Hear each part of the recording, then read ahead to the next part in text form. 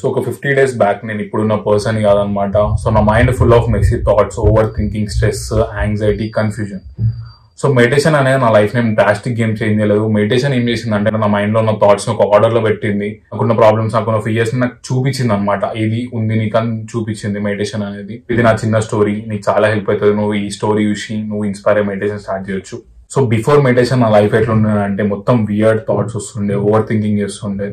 So random thoughts వస్తుండే. ఎట్లా అంటే ఫ్యూచర్ గురించి టెన్షన్ పడుతుండే, పాస్ట్ గురించి రిగ్రెట్, పెయిన్ ఉంటుండే. సో అప్పుడు ఏంటంటే నేను నా ఫీలింగ్స్ కి ఎక్కువ కంట్రోల్ ఉంటుండే అనమాట. నేను ఏంటంటే నా ఫీలింగ్స్ ఎక్కువ ఫాలో అవుతుండే. సో సాడ్ గా ఫీల్ అయింది అనుకో, ఇన్స్టాగ్రామ్ లో రీల్స్ స్క్రోల్ చేస్తుండే. సో డిప్రెషన్ ఫీలింగ్ వచ్చింది అనుకో, బెడ్ మీద అనుకుంటుండే. సో మన సెక్షువల్ థాట్ వచ్చింది అనుకో, పాన్ చూస్తుండే.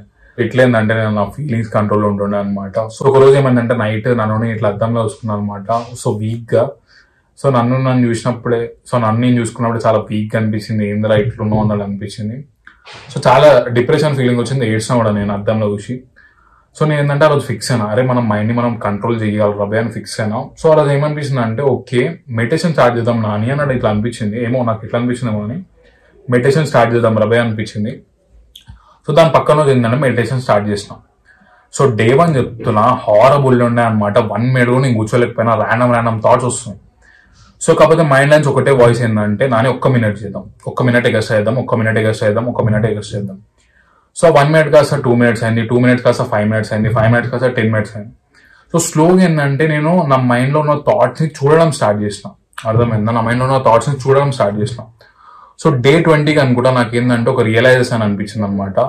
సో మెడిటేషన్ చేయడం వల్ల మన థాట్స్ అనేవి ఏం వెళ్ళిపోవు. మన థాట్స్ అనేవి ఒక ఆర్డర్లు ఉంటాయి. ఒక ఆర్డర్లో మెడిటేషన్ చేయడం వల్ల ఏమైందా, మన థాట్స్ దీని తర్వాత ఇది, దీని తర్వాత ఇది అని ఒక ఆర్డర్లు ఉంటాయి. సో స్లోగా ఏంటంటే నా మైండ్ లో ఉన్న థాట్స్ అనేవి ఒక ఆర్డర్లో పోవడం స్టార్ట్ చేయని. సో స్లోగా ఏంటంటే నా మైండ్ అనేది కొంచెం కామ్ కావడం స్టార్ట్ అయింది.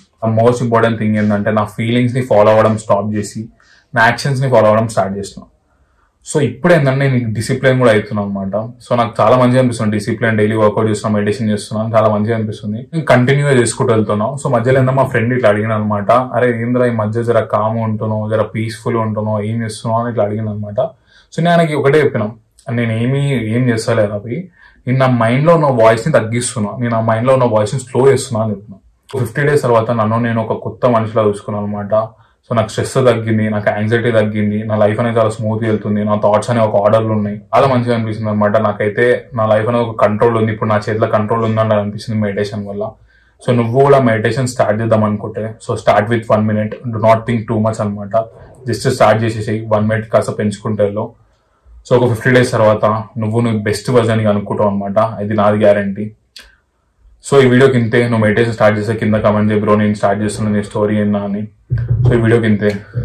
నెక్స్ట్ వీడియోలో వెళ్తాం.